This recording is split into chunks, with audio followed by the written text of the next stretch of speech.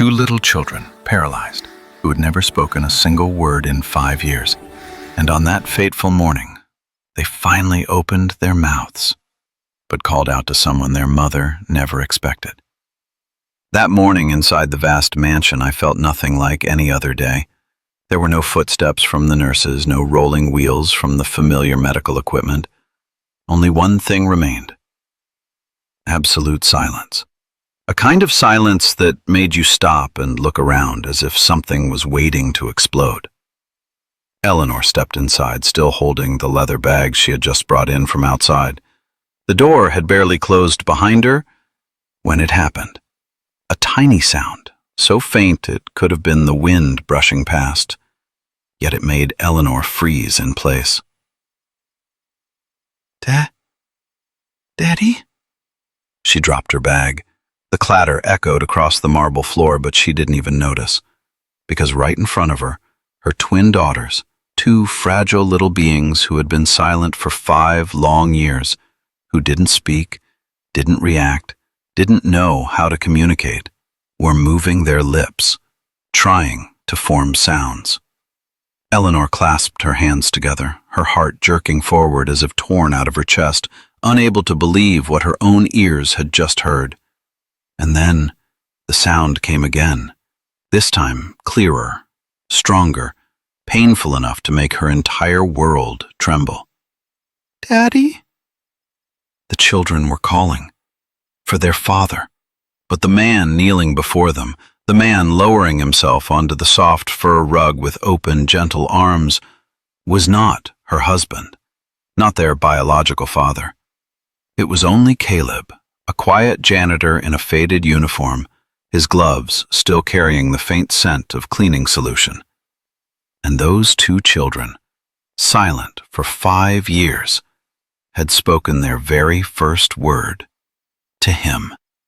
Eleanor stood frozen, as if the entire sky had just collapsed right in front of her. She had thought she was used to pain, to hospitals, to cold medical conclusions, to the suffocating silence that had lasted for 5 endless years. But this moment felt like something was tearing her apart from the inside. Her lips trembled.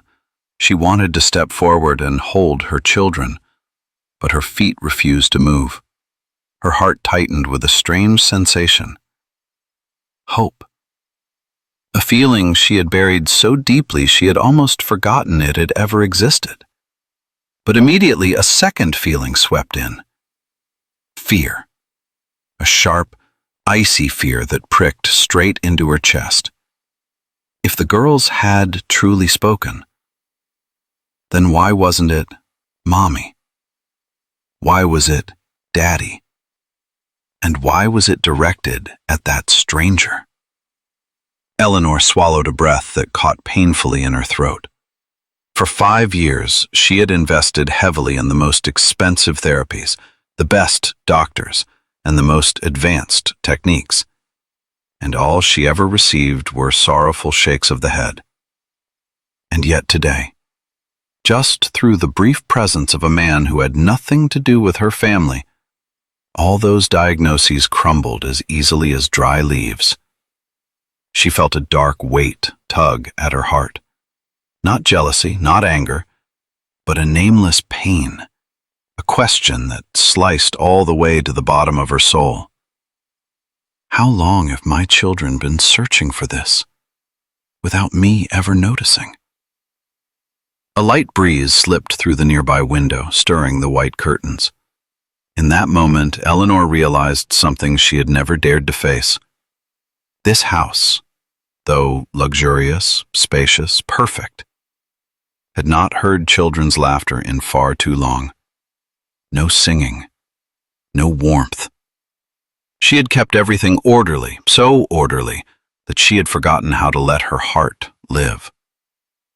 In front of her, Caleb was still there, leaning forward, his voice as soft as if he feared breaking the fragile miracle in front of him. "It's okay, little ones. Daddy's right here." Eleanor closed her eyes. A tear slid down, the first one after years of forcing herself to stay composed. And in that moment, she knew. Her life was about to take a new direction. Slowly, but surely. Toward a place she never would have imagined. Caleb still had no idea Eleanor was standing behind him. He simply sat there on the soft cream-colored rug, his old navy uniform slightly wrinkled at the shoulders, his janitor gloves still not removed. But his eyes, those eyes were strangely warm, as if he weren't just a hired worker in this mansion, but someone who had watched over the twins for an entire lifetime. He leaned forward gently, his hand open, not forcing, not urging, simply waiting with quiet tenderness. "Can you repeat it? Daddy's listening." His voice carried a patience Eleanor had never seen in any doctor or specialist. It had the power to soothe everything, as if the moment he spoke, the children's hearts knew exactly where home was. Eleanor remained outside, only daring to watch through the small gap in the door. She couldn't understand why her daughters reacted so strongly to a man she herself had barely ever noticed. Caleb had been here for less than 3 weeks, a cleaning staff member assigned by the management company, simple paperwork, clean background. He appeared quietly, worked quietly, and moved through the hallways like a shadow. Eleanor had never asked about him. She had never given him more than a nod. But the children were different. Ever since Caleb arrived, the nurses had said repeatedly, "The girls calm down when they hear his voice. They turn their heads when he walks by. They pay attention to him." Eleanor dismissed all of it. She assumed the staff was trying to make his job sound more important. She didn't believe in anything emotional. She believed in treatment protocols, scientific conclusions, and numbers on brain scans. But today, her own ears heard her children say, "Daddy." Her own eyes saw 2 fragile little beings look toward him with complete trust. A trust that she, their biological mother, had never earned. Eleanor tightened her hands, feeling as if she were gripping emptiness. Caleb continued speaking to the girls, his voice small but steady, warm and patient. "It's okay. Little by little. We don't have to rush. As long as you feel safe." Safe. That word pierced into Eleanor's heart like a needle. Perhaps that was the one thing she had never been able to give her daughters, despite having the whole world in her hands. She stepped back, closing the door softly so no one would know she had been standing there. The house, always so silent, suddenly felt vast and frighteningly distant. But within that silence, something had begun to shift, like an old, forgotten door creaking open after years of being locked. That night, Eleanor barely slept.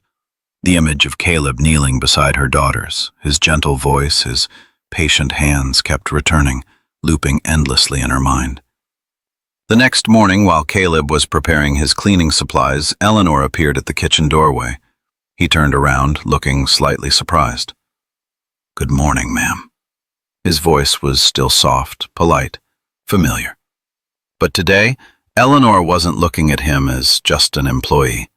She looked at him like a question without an answer. "Caleb," Eleanor said, her voice quiet but sharp. "We need to talk." Caleb set the cloth down. He straightened up, his back tensing slightly as if ready to take responsibility for anything he might have done. Eleanor took a deep breath. What slipped from her throat was the emotion she had been suppressing all night. "I saw what happened yesterday. I heard them call Daddy." Caleb stayed silent. No denial, no panic. Just a quiet gaze, waiting for her to continue. "What did you do to my children?" The question wasn't an accusation. It was the muffled cry of a mother standing on the breaking point between hope and despair. Caleb lowered his eyes to the gloves in his hands. A second passed, tiny, but enough to make Eleanor's heart squeeze painfully. Then he looked up and spoke in a voice so calm, it almost made her want to cry. "I didn't do anything, ma'am. I just talked to them." "Just that?" Eleanor asked, disbelief rising in her voice. "Just that." Caleb nodded gently. "And I never walk away when they try to say something, even if it's only a tiny breath." Eleanor froze. She had spent hundreds of thousands of dollars on the best doctors, the most advanced machines, yet she had never once considered that someone might give her children exactly what they needed: unconditional patience, presence, the quiet space to try and to fail. But Eleanor's heart was tangled with confusion. "You think just talking could make two paralyzed children who haven't spoken in 5 years suddenly call you Daddy?" Caleb looked at her with an ease so steady it made her feel even more chaotic inside. "I didn't make them do anything," he said. "But I do think, sometimes, children just need to feel safe enough to use their voice." That word, safe, hit Eleanor again, landing exactly where she had always avoided. It hurt, but the kind of hurt that makes tears rise to the surface. She turned away, afraid Caleb would see her eyes beginning to glisten, and in that moment, for the first time, Eleanor felt that perhaps Caleb wasn't the question. He was the answer she had never dared to look for. That afternoon, Eleanor decided to try again.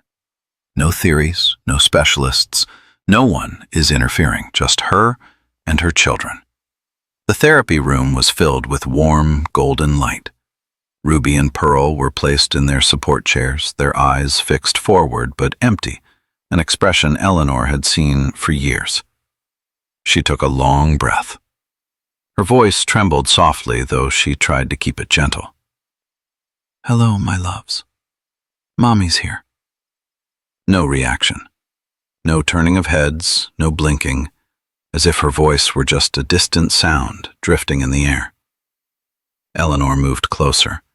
She placed her hand over Ruby's small one, warm, soft, but motionless. "Can you hear Mommy, Ruby?" Still silence. A sharp pain stabbed straight into Eleanor's chest. She held back tears, fighting not to let disappointment spill out. Janitor, the nurse standing nearby, looked at Eleanor with sympathetic but helpless eyes. "They haven't responded to anyone all day, ma'am." Eleanor closed her eyes for a second, just 1 second, but enough for her soul to feel like it was closing in on itself. Then she heard her own voice say, "Call Caleb here." Janitor hesitated. "Are you sure, ma'am? He's cleaning the west wing today. He's not near the therapy room." "Call him," Eleanor said. Her voice no longer shaking, just a painful determination.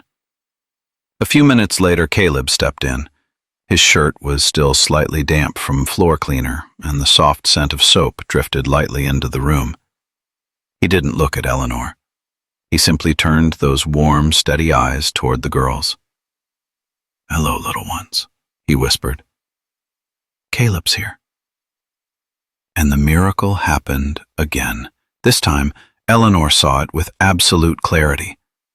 Ruby's finger twitched. Pearl tilted her head slightly, her eyes shimmering as if lit by something familiar and comforting. Eleanor gasped. It felt like someone had squeezed her heart with both hands.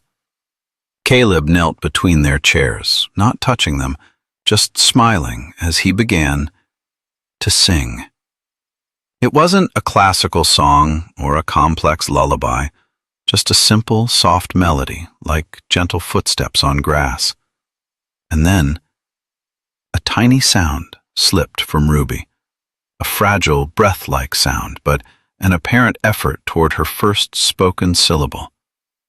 Pearl lifted her hand, brushing the air lightly as if trying to reach Caleb. Janitor blurted out unconsciously, "Oh my God, ma'am, did you see that?" Eleanor stood frozen. No words could describe the shock surging through her, because everything she had just tried had failed.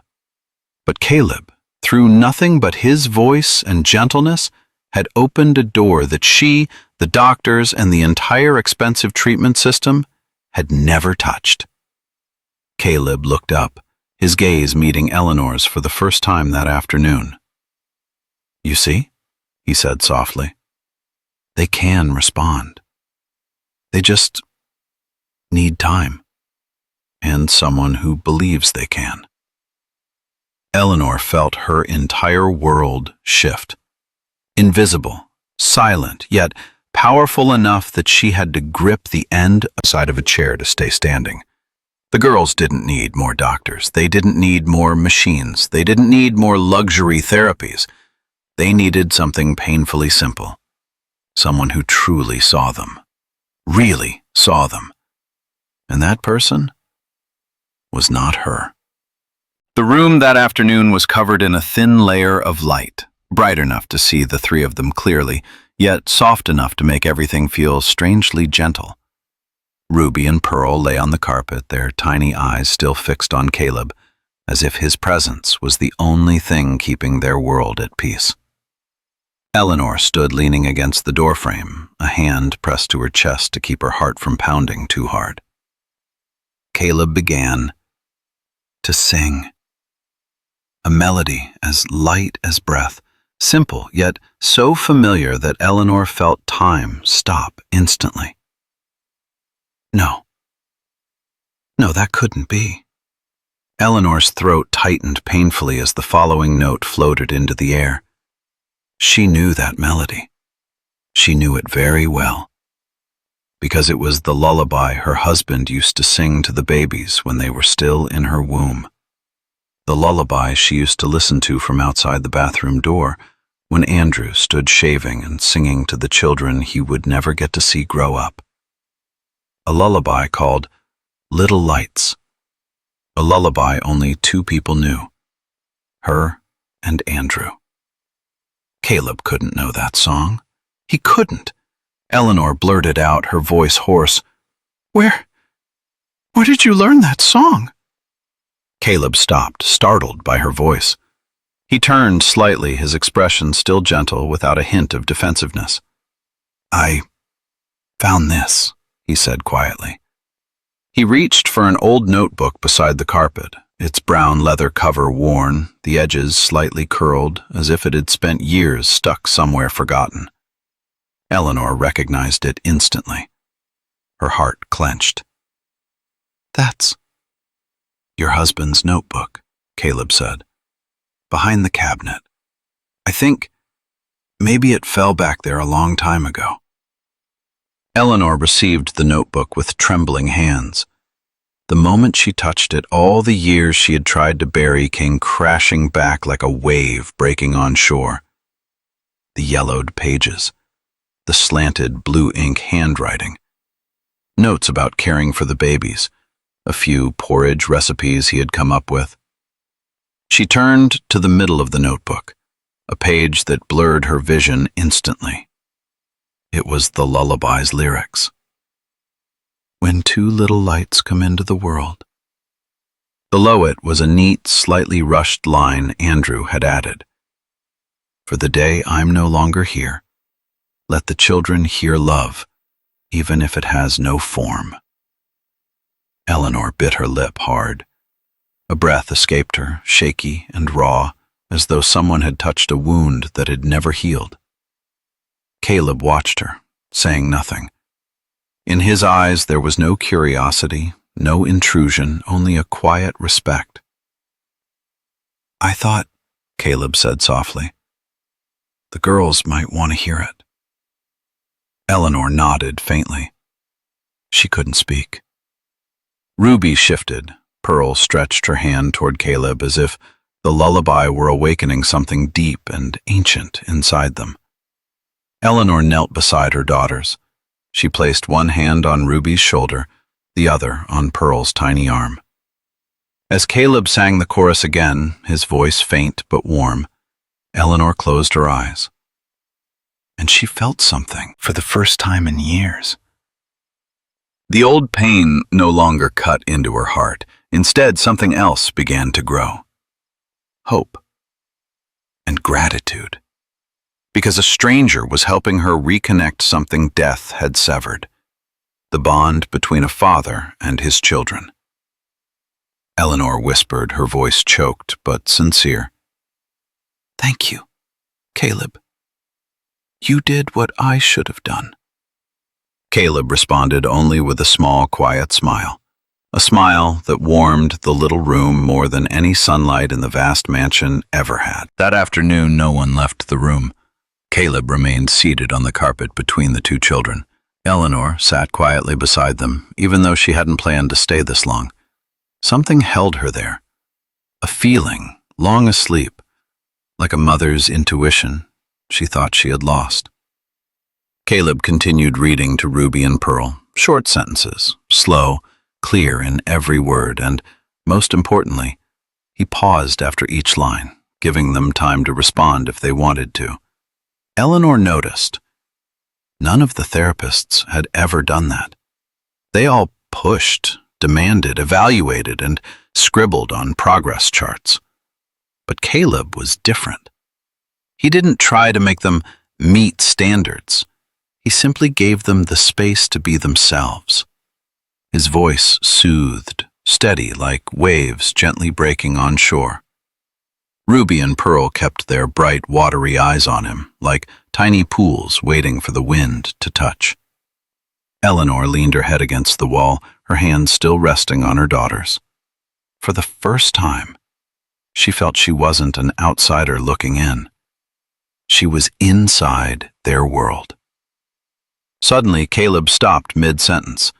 He looked at Ruby, his gaze soft as if saying, "You can try if you want." A small pocket of silence blossomed in the room. Ruby pressed her lips together, her chest rising lightly. A tiny sound, almost just a breath, escaped her.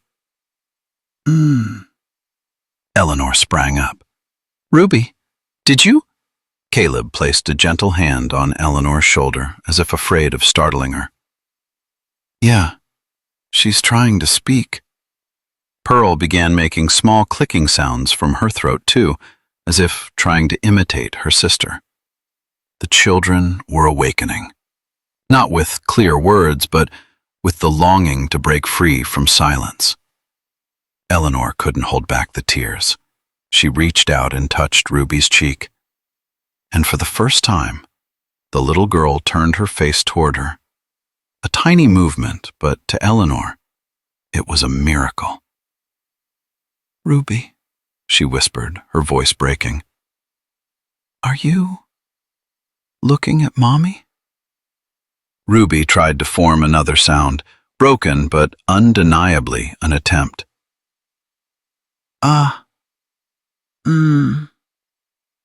No medical conclusion, no prestigious doctor, no thick diagnostic report could explain this. But Caleb understood. He didn't act surprised. He didn't cheer. He simply smiled, a smile that seemed to have known this moment would come. "They're finding their way," he murmured. "They just need someone who believes in that." Eleanor covered her mouth, hiding her sob. For years, she had believed in everything. Treatment plans, advanced machines, top specialists, everything, except for the possibility that her children's hearts still wanted to fight. Today, a stranger showed her that truth. And in the moment Ruby made her first sound toward her mother, Eleanor felt something she never thought would return. She was still a mother. She could still be reached. Her children could still call for her. A tiny spark, yet big enough to light an entire universe. Caleb looked at Eleanor gently, then said something that nearly made her cry again. "See, they're not silent. They're just waiting for someone to hold their hands the right way." Eleanor nodded through her tears, and in that moment, she knew her life was opening into another doorway, a doorway she had unknowingly kept closed for 5 long years. Night fell faster than usual. Dark streaks of clouds gathered behind the tall treetops as if the whole city were preparing for nature's long exhale. Eleanor sensed the uneasiness from the start of the evening, not because of the weather forecast, but because the two children, Ruby and Pearl, kept turning their heads toward the door. Their eyes were wider than usual, as if waiting for someone, as if waiting for Caleb. By 7 o'clock, the storm truly hit. Wind slammed against the glass windows. Thunder tore across the sky like a giant fist pounding on the roof. Then, pop. All the lights went out. The entire room plunged into thick darkness with only the faint beam from Nurse Jennifer's trembling flashlight. Ruby flinched. Pearl whimpered. Another thunderclap roared so loud Eleanor felt the entire house shudder, and at that exact moment, the crying erupted. Not childish whimpers, not the soft hiccups she was used to, but real crying, raw, panicked, primal, as if the two children were being torn away from the only thing that made them feel safe. Eleanor pulled Ruby into her arms, trying to soothe her. It's okay, sweetheart. Mommy's here. Mommy's right here. But Ruby kept crying as if Eleanor didn't exist. Pearl clawed at Jennifer's hand, her lips trembling, trying to form sounds Eleanor couldn't make out. Jennifer, tell me, why won't they calm down? Eleanor asked over the pounding rain. Jennifer answered, voice shaking. Ma'am, they've never been through a storm this big, and usually around this time, Caleb is with them. Eleanor froze. Her heart clenched. Another thunderbolt cracked open the sky. And then it happened. Ruby suddenly lurched out of Eleanor's arms, both hands reaching toward the door as if searching for something invisible. Her mouth opened, and the first sound in the darkness broke out, clear, trembling, heartbreakingly raw. Caleb! Eleanor went numb. Pearl began hiccuping, reaching out toward the door too, her lips shaking uncontrollably. Caleb! There was no mistaking it, no denying it, no explaining it away. The two children were calling the person they believed would keep them safe. Not their mother, not the nurse, not any doctor. Only Caleb. Eleanor's heart collapsed, not out of jealousy, not out of hurt, but because she finally understood what she had avoided for 5 years. Children do not call out a name in fear unless that person is the one who makes them feel safest. Eleanor almost ran out of the room, grabbing her phone with shaking hands. She dialed Caleb's number. His voice came through after 3 rings, distant, swallowed partly by the howling wind. Hello? Caleb! Eleanor gasped. They're calling you! Both of them! They're terrified. They won't stop crying.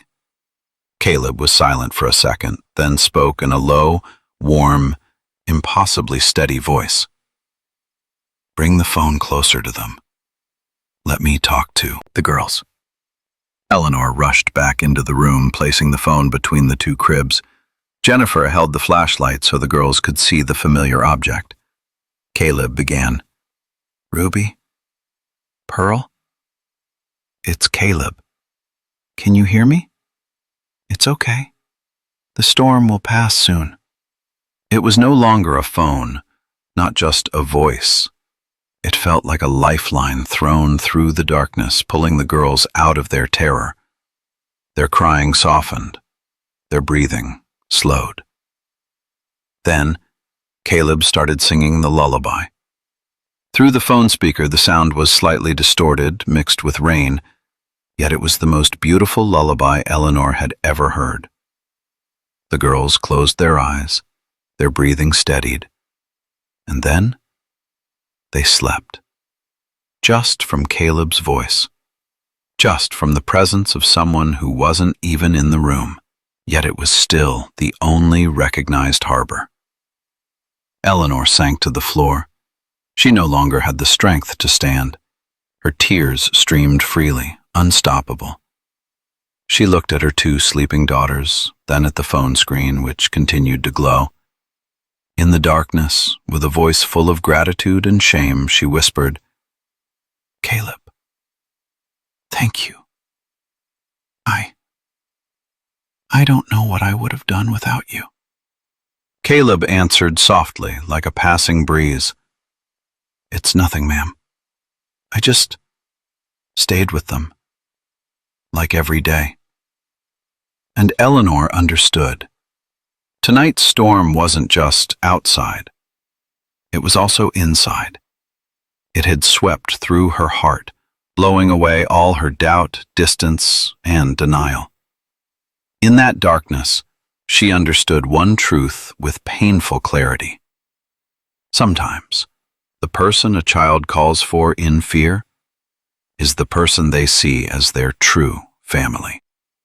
The next morning, the first rays of sunlight slipped through the curtains as if trying to soothe the remnants of the storm. Eleanor had barely slept, yet she didn't feel tired. Something inside her had changed. She stood by the window, gazing out at the backyard, which glistened with wet leaves. The air after a storm always carried a special scent, the smell of warm earth, of trees freed from fierce winds, and the smell of a new beginning. 7 a.m. The back door opened. Caleb stepped in. Drops of rain still clung to his shirt. His hair was slightly damp, but his eyes were, as always, calm, unassuming, humble. Eleanor turned around. They stood a few steps apart, yet it felt like the late-night phone call was still hanging in the air between them. Caleb bowed respectfully. "Good morning, ma'am. How did the girls sleep?" Eleanor looked straight into his eyes, not like an employer looking at an employee, not like a confused mother staring at a stranger, but like a heart that had just opened and realized it had been closed for far too long. Caleb, she said softly, last night was the first time in years I saw my girls truly at peace. Caleb gave a gentle smile. "They're powerful, ma'am. They just need a bit of safety." Safety, Eleanor repeated, as if the word itself had just awakened inside her. A long silence stretched between them. Eleanor stood there, her hands tightening together as if gathering courage. Then she spoke, no hesitation, no circling it. Caleb, would you move in here? Caleb froze. Not because he didn't hear her, but because he couldn't believe the woman who always kept her distance, who never revealed emotion, had just said something so genuine he didn't know how to respond.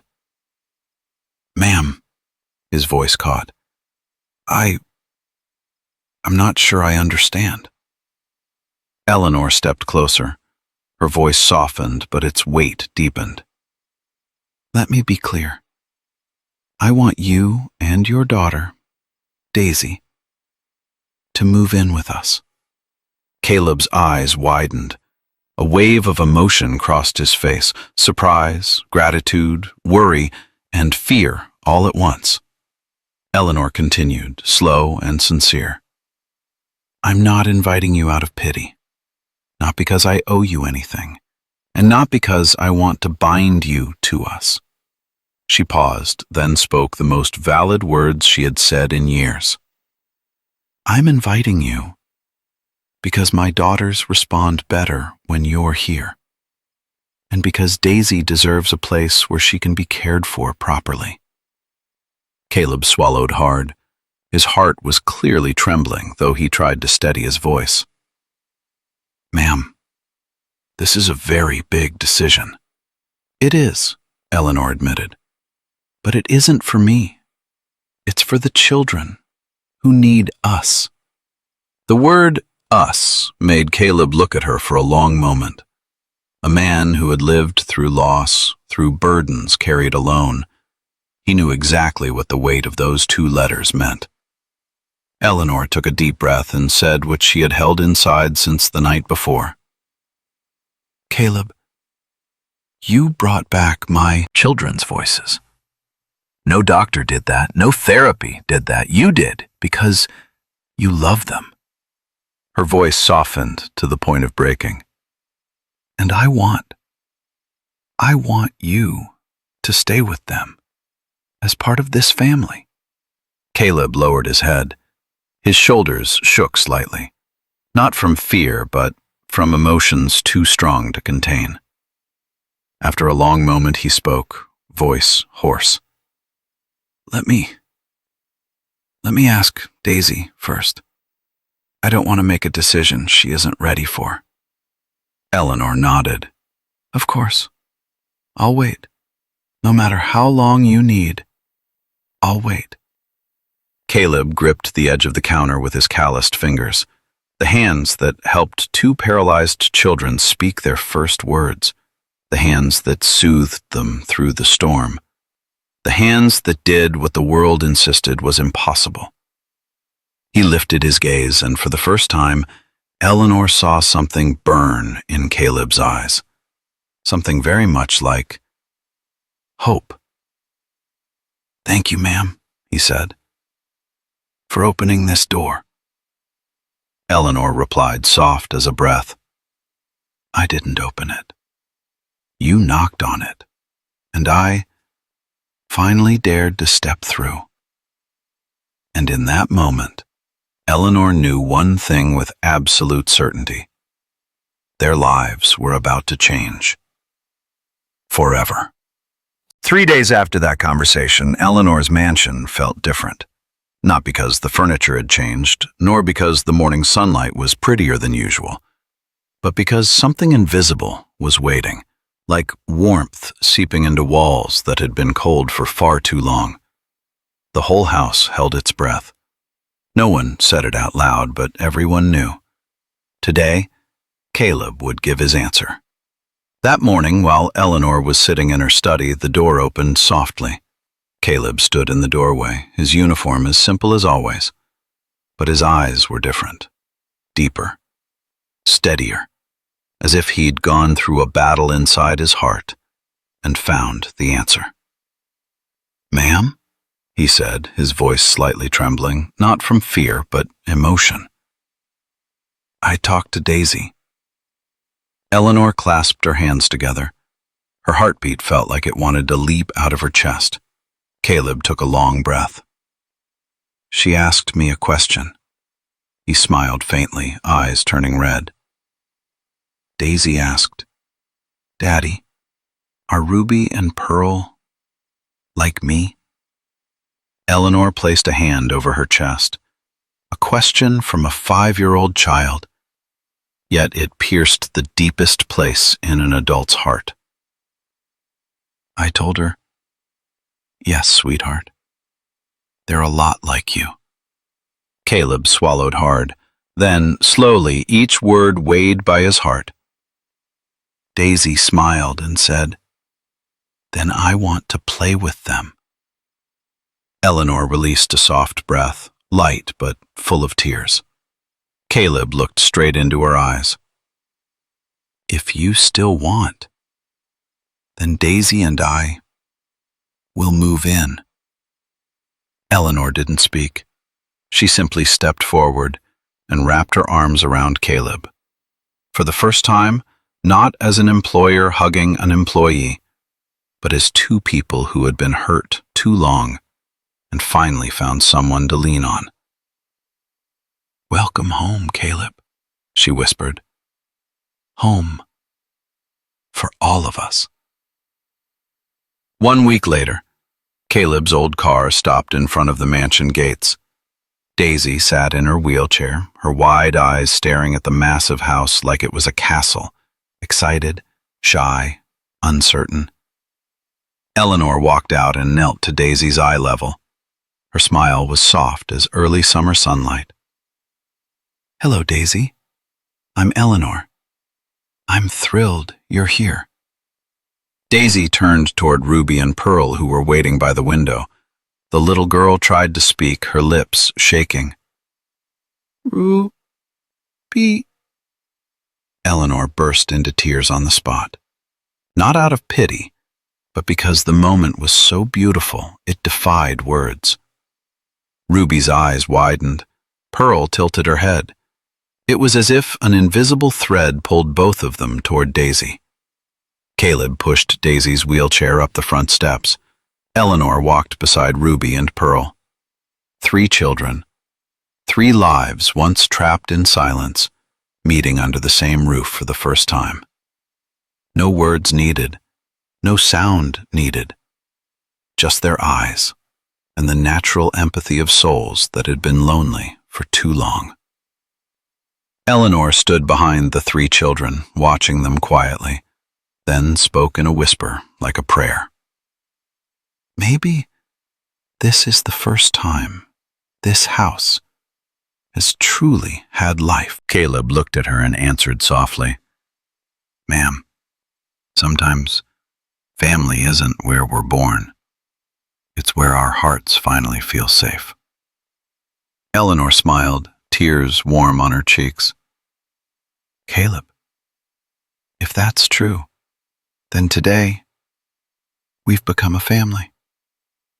The last clouds of the storm faded. Sunlight spilt over the porch. A new chapter began. No noise, no fanfare, just 3 children smiling gently at each other, and 2 adults who realized they had found something they thought was gone forever. Hope and a true home. In life, some wounds don't need medicine. They just need someone willing to stay. And some miracles don't come from a doctor's hands, but from the heart of someone patient enough to listen. Thank you for spending time with today's story from Deep Life Tales. If this journey touched you, leave a comment or share it with someone who might need a little warmth. And if you want to walk with us through more healing stories like this, please like and subscribe. Deep Life Tales will always be here to keep telling stories that might change a day or a life.